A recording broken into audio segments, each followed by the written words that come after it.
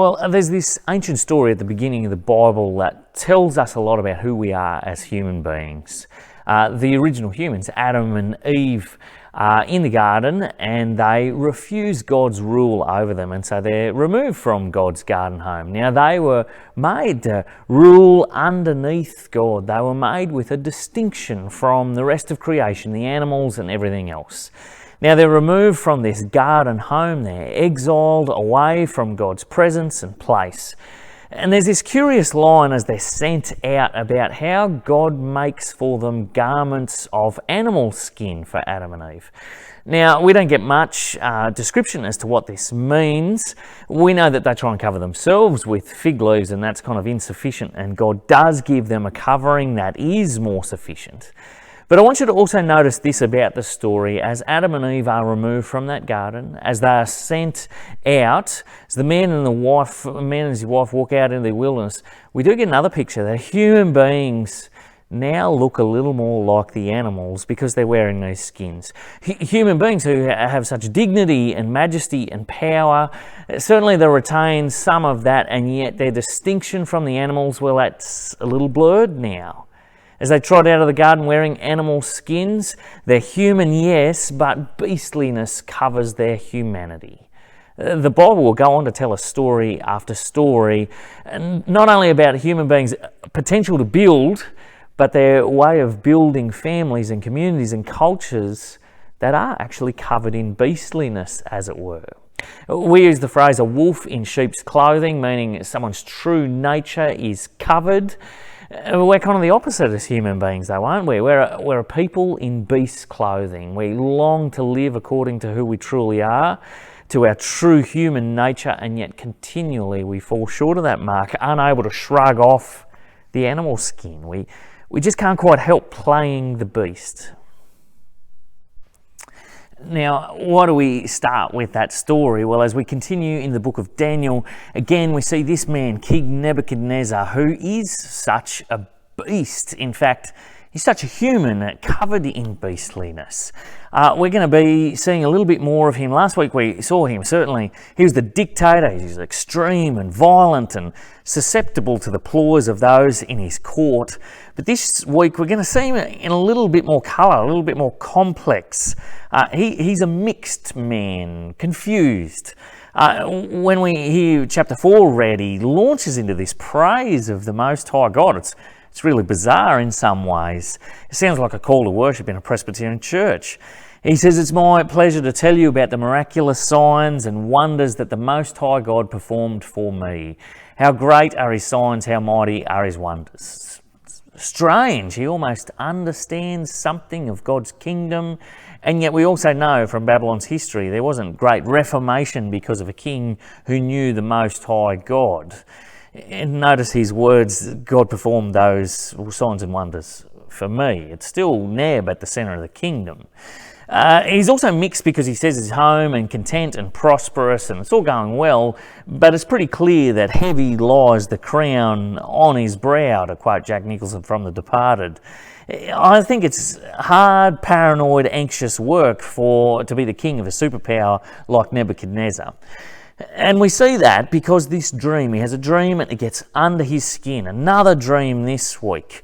Except this week he has a dream about a big tree. Trees in that time were used to describe kings. The branches are their authority and the citizens gather in the shade under that authority. Now a holy one, someone coming down from heaven with authority comes and they say cut down that tree. There's destruction, but the stump is left. There's some hope. The picture shifts in the dream though, and we see now the king, rather than being over the beasts, he becomes one of them. He loses his mind and his way of being able to live as a human, and he acts just like an animal. Notice, he's a human king with majesty forced into beastliness. But again, it's for a time. There's hope of return. Now, he receives a dream and an interpretation, but the jury's out as to whether or not King Neb really listens to God. He's the mixed creature of beast and human. He almost bends his neck up enough to be able to see the living God. He comes close, and yet those qualities are offset by the beastly actions of his rule, his pride, his self-absorption, a kingdom geared toward the glory of humans at the expense of other humans. We're complex beings, aren't we? You and me and King Neb. So many components that are trying to fit together. Maybe you know what this is like, to be a mixed human being, to be human and to want to be human, and yet right there with you is this smothering cover of beastliness. Well, predictably, Daniel is brought in at this point. He's the one who knows about dreams, right? And I think we all know this isn't going to be a good dream. I think even Nebuchadnezzar suspects that. And so what happens? Daniel breaks it to him. Verse 22, "You, O king, are that tree." Imagine Daniel saying to the most powerful man in the world at the time, this dream's about you getting lopped and getting sent out to creep around with the beasts for a while, your majesty. But the second thing about the interpretation is actually worse. He says, the Holy One coming down from heaven, well, that's actually the Most High God. You might remember him, King Neb. He's the one that saved my friends from your little barbecue at the plain of Dura. He's the one that revealed to me your dreams when you weren't telling anyone. This has come down from the top. It's serious, King Neb. It's a moment of crisis and anxiety for King Neb, isn't it? Because in some ways, though, what's worse than not being disciplined by God, not being warned by him, not having him crowding in on you in your life? Well, not hearing from him, not being disciplined by him, not knowing his presence. God's actually active in the kingdom of Babylon right now. He is crowding in on King Neb, making him uncomfortable. It's not preferable. I reckon he'd rather get on with just being a successful pagan king who rules the world. But God's interrupting. He's warning and working behind the scenes here. I wonder for us, I wonder where we see the uncomfortable and anxious and difficult things that are in our life, and we just want them to go away so we can get on with what we're doing. But maybe the darkness, that's where God's presence is. Maybe the nightmarish parts, that's where actually God's doing some deep work in us, filled with his beckoning and his blessing and his concern for you to be something else, to be something more, to be different. Daniel picks up on this, that God's at work, and he says in verse 27, Neb, what if maybe, just maybe, what if you were to renounce your sins by doing what's right and your wickedness by being kind to the oppressed? It may be then that your prosperity will continue. Maybe there's a response for King Neb. Maybe there's a call here and an answer that God's doing. God's actually giving him an invite right now. Why don't you try running the kingdom my way? You're being beastly here. You might look splendid and, Babylon's beautiful. I love what you've done with the gardens, but it's still an animal kingdom. It's still welcome to the jungle, even though this kingdom is so beautiful. And this is the people in beasts' clothes, isn't it? We dress up, we can give the right impression, but we also can't help slipping into beast mode. You ever been part of a staff team that does great work, but there's a distinct pecking order? You've been part of an industry that eats their own. Maybe your workplace is like this. Maybe you add to that. Maybe you humour those who are under you or weaker than you. You're nice to their face, but you make sure they're dismissed before the people that actually matter. Maybe you're part of a committee or another group. It could be anything. It could be a play group. Where you get on well together, but you don't dare turn your back on each other. No. Where maybe it's a place where it's normal to trump up rumours, to pass on gossip, to colour people slightly worse than they are. Maybe those things happen in those groups. School, playgrounds, man, that is dog eat dog. Don't ever show weakness. That's what I learned from school. Maybe it's a church that values loyalty and strength over generosity and forgiveness. We have so many animal metaphors for the way people act. Leadership getting white-anted, fighting tooth and nail, getting thrown to the dogs. We have so much potential for dignity, and yet we reflect the animals beneath us. Neb and us, we are asked, what if rather than creating and being part of beastly networks and relationships and systems, what if we tried justice? What if we tried levelling the playing field? What if we tried lifting up the weak? What if Babylon was different? And so at the beginning of verse 28, that question still hangs in the air. What has happened in Babylon? 12 months has passed. Now we might think that this is, King Neb, he's held it together for 12 months and this is where he finally makes a mistake. He slips up and God smashes him for it then and there. But I don't think so. I don't think that's the way God operates. I actually think that what's going on here is God's given him 12 months of grace. What if he's been waiting to see if King Neb does change? But we see that Neb continues on his beastly way despite that dream. In verse 30, he's up on his veranda looking over his kingdom and he utters the words, "Is not this the great Babylon I have built?" It's a great summary statement of a kingdom done Neb's way. And so he's thrown out in the cold. A voice from heaven declares that the tree is coming down. Your authority's getting lopped, brother, and he's turfed outside with the animals. Notice how beastly he becomes. He's away from community, from the realm of people, from language and relationships. He eats grass like a cow. His hair looks like feathers. His nails look like claws. He's become an animal because he's actually behaved like one for so long. The book of Daniel is all about seeing, remember, and here we are to see that King Neb is just as beastly in his royal robes, boasting in his achievement, as he is crawling around like a madman. Neb was beastly of heart, and now God has made him beastly of habit. Proud, brutal, self-absorbed, and now he's lost in his own beastliness. Kingdoms, when they aren't submitted to God's rule, are beastly, even if they spruik a sense of godliness or God talk. People like you and me who aren't submitted to God act as beasts, even if we might spruik some sort of godliness or God talk. Christians, I want to say, followers of Jesus, if you're not aware of your tendency, your ability to be beastly, you're going to be stuck in one place in your walk. Are you aware that that's kind of the way you operate deep down? That's your default setting. That there are inherited ways that you just live out of, selfish and manipulative. You've picked up from your family, picked up from your culture. You just live like that naturally. Feels like normal ways to relate to other people. You're actually being domineering, egotistical. We might think they're normal or instinctive. Might think they're the natural fit, but it's actually far from what God is calling us to.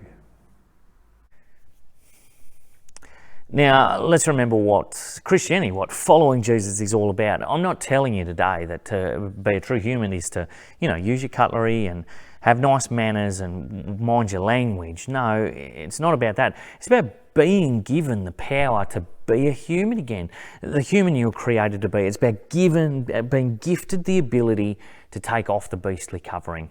King Neb saw a Holy One coming down and he knew that was serious. That got his attention. If the God of heaven comes down and says or does something in your life, in our world, you sit up and pay attention, don't you? Jesus Christ is the Holy One coming down, God himself. He's the glory of the one and only, John tells us in his gospel. And he does step down. We wear the beast skin like Adam and Eve, but Jesus, God himself, steps down and becomes a man. He wears the human skin. The Word becomes flesh and dwells among us. And he shows us what a true human is. More than that, he empowers us to live as humans again. I want you to imagine for a second, imagine the cross as a place where you're able to hang your beastliness, your coat of beastliness. Imagine it's Jesus' coat rack offered to you where you can hang up your pride and your ego and your shame. The times this week where you've treated others like animals, where you've fought tooth and nail, where you've used your God-given human ability of speech to actually run other people down. Jesus saying, hang those things on the cross. It's paid for. This is the place for your beastliness. When you step into the household of God by faith, you hang your beastliness on that cross. Be free. Be human again. More than this, though, it's not just a place where you hang those things, it's also the means by which he works with us, he dwells with us. You will need retraining, rewiring, rehumaning. We use the language that Jesus dwells with us, lives with us. And so do you know what he's doing when he's living with us? He is showing that he never leaves us or forsakes us. He shows us his care, but he's also doing his transforming work through being with us and dwelling in us. He is wanting to adjust and bring to mind the ways in which your instincts, your natural way of dealing with things, your inherited way from your family are actually broken, where it's beastly. He is bringing to mind where he wants to change you, to take those things off. He's wanting you to undo those ways. And maybe you'll feel a bit like a mixed human being with that going on sometimes. Because on one hand, you are saved and secure, that's true. But as Jesus does his work, you will also feel under construction, demolition sometimes. Maybe you will feel a little bit messy, but rest assured today, if that's how you feel because Jesus is doing his work, then that's great news because Jesus is doing his work. And he gives us this resurrection life so that our will, the way we act and live, we can do that differently. Friends, we're all in varying degrees beastly. If you're proud and manipulative, maybe if you're domineering and demanding, or maybe if you're gossipy or slanderous, maybe if you've built up a little kingdom of your own self with those things, as God's people, it's time to stop that. Jesus offers you the invite to stop. How do we do that? What's some things? Oh, God's people, Jesus' followers, they apologise. Animals don't apologise, but humans do. Tell the people that you've hurt, that you've lent on, that you've pushed around, that you're sorry, that you are seeking to change. Repent, that means to change your mind. Maybe you can ask them, please tell me when I am pushing you around. Give other people the space to be able to be themselves. Maybe it's time to be quiet. Maybe you're full of stories or comments that you think are funny but actually damage other people. Subtle comments about your spouse, maybe you're a little bit vengeful about your siblings or your family, maybe sarcasm just falls out of you naturally. Whatever it is, maybe you need to take a little break from that and wait for Jesus to work into you the language that speaks the truth in love. Thinking about authority, whether those places you have authority, whether that's in a large team or just one toddler, make sure it's sacrificial. God's people lead sacrificially, always laying down your life for those under you. That's what a true human does. Beasts wield power for themselves. Humans, like Jesus, they spend themselves for others. Flip side to that, where we are under authority, where it's appropriate, submit to it. That's what humans do. Go with the grain of it. Ask yourself, those who are leading me, what could I do that would make the burden of leadership easier for that person that's over me? It's human to submit to God-ordained authority. It's beastly to complain, connive, subvert, and claw your way to the top. Friends, this is Jesus' project in his church. He saves us, yes, but he's also very invested in perfecting us, getting us to take off the beastliness and live as true humans under his rule and reign. That's what it looks like to be a disciple. That's what it looks like to be a human. May you know this blessing as you seek to live after him today.